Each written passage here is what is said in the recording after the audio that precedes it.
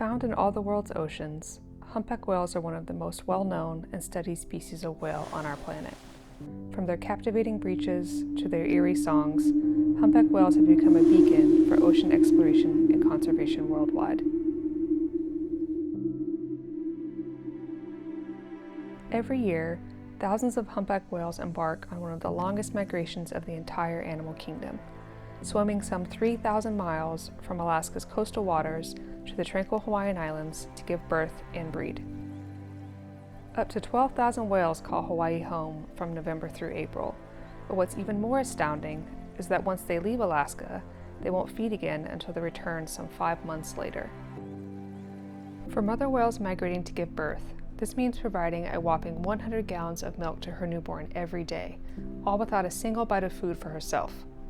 While the milk provides plenty of nourishment and energy for the calf, mom will end up losing about a third of her body weight during this process.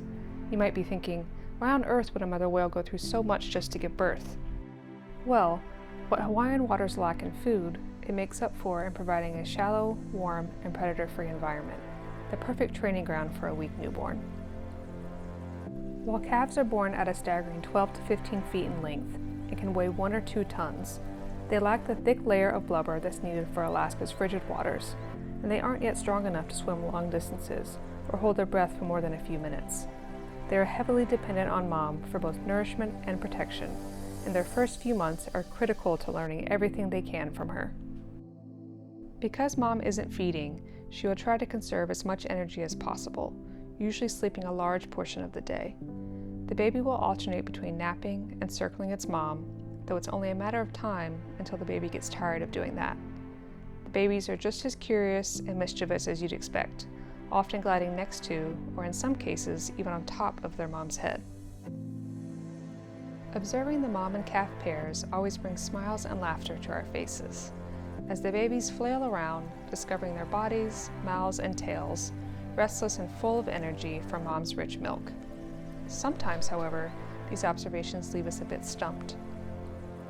Just this past winter, we witnessed a mother humpback suspended upside down while napping, with her tail just breaking the water and her baby swimming circles at the surface. Typically, we see mom sleeping horizontally and fully submerged, with their baby joining, only coming up to breathe and then diving back down. This mother remained suspended upside down, only moving to rejoin her calf when it ventured a bit too far away. Was the baby just born and unable to dive down to nap with its mother beneath the surface? Or was the poor water visibility to blame, with the mom keeping her tail above the surface for her baby to find her? Every interaction and observation has a story to tell, and while the carefree, playful nature of newborn humpbacks provides a healthy dose of hope and laughter, it is often interrupted by giant male humpbacks fighting for their chance to breed. Male humpbacks come in the thousands, following the females in hopes to breed the next generation of whales. Males sing an eerie song to advertise their location and attract a mate. With thousands of males around the Hawaiian Islands, just dipping your head underwater can warrant a symphony of sounds that perpetuate for miles.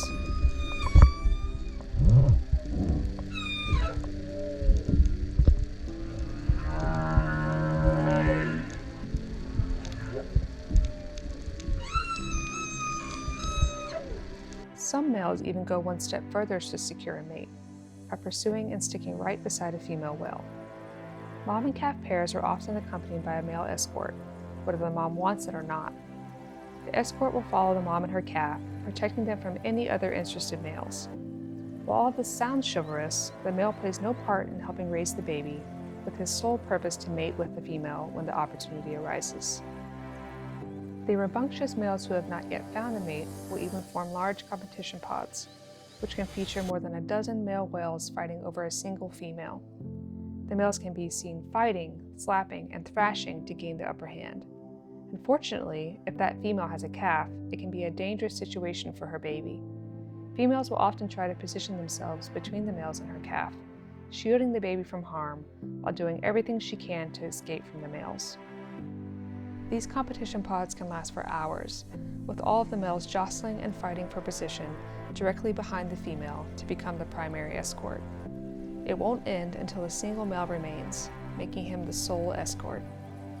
Scientists are still trying to uncover what traits a female looks for and even whether or not she truly has a choice of which male she mates with.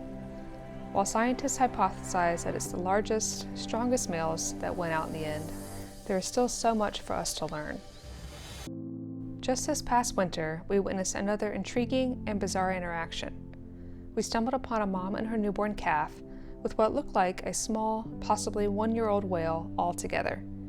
The juvenile would splash and twirl as if to entice the newborn to do the same.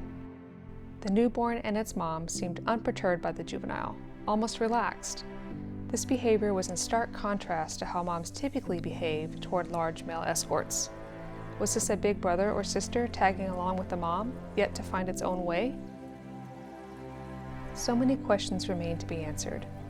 And with the perils of fishing gear entanglement, vessel strikes, sonar testing, and climate change, it has never been more vital to understand and protect this keystone species.